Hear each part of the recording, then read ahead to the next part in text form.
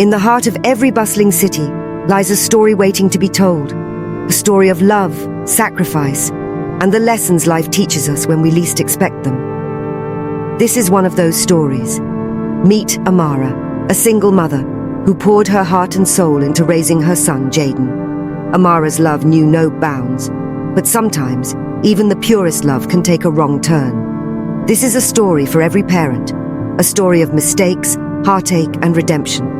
Listen closely, for the lessons in this story might just change how you see parenting forever.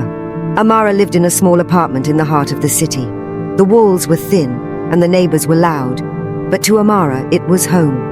A place she shared with her only son, Jaden. Jaden wasn't just any child to Amara. He was her miracle. After years of struggling with infertility and enduring heartbreak, Jaden came into her life like a ray of sunshine piercing through the clouds. Amara promised herself one thing: my son will never lack anything. He will have the life I could only dream of. And so from the moment Jaden was born, Amara dedicated herself to making that promise a reality.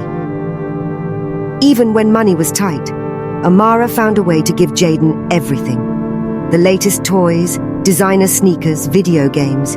If Jaden asked, Amara delivered. It didn't matter if she had to work extra shifts or skip meals. She wanted her son to feel loved, to feel special. But as Jaden grew older, Amara's well-meaning intentions began to take a toll. The boy who once smiled with gratitude now demanded with entitlement. And while friends and neighbors warned her, Amara dismissed their concerns with a wave of her hand. Amara's voice, soft and defensive. Let him enjoy life, he's just a child, he deserves it. Little did she know, the seeds of entitlement were already being sown. By the time Jaden became a teenager, his world revolved around gadgets, online games, and social media. His friends admired him for always having the latest tech. But behind closed doors, Jaden's behavior was becoming a problem. He refused to help around the house, ignored Amara's requests, and spent most of his time glued to his computer screen. When Amara tried to set boundaries, Jaden shrugged her off. Jaden's voice, dismissive. Why should I clean? That's your job, Mom. Amara would sigh, exhausted from a long day at work, and let it slide. He's just a teenager, she thought. He'll grow out of it. But the cracks in their relationship deepened when Jaden began skipping school.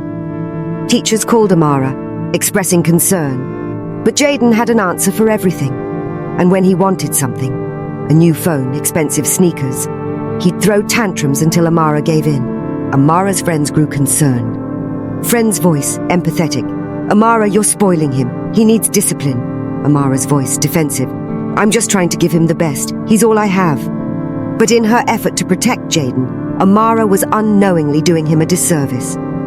The breaking point came on a chilly Monday evening. Amara returned home from work, exhausted, to find her credit card statement on the table. Her eyes widened as she scanned the charges.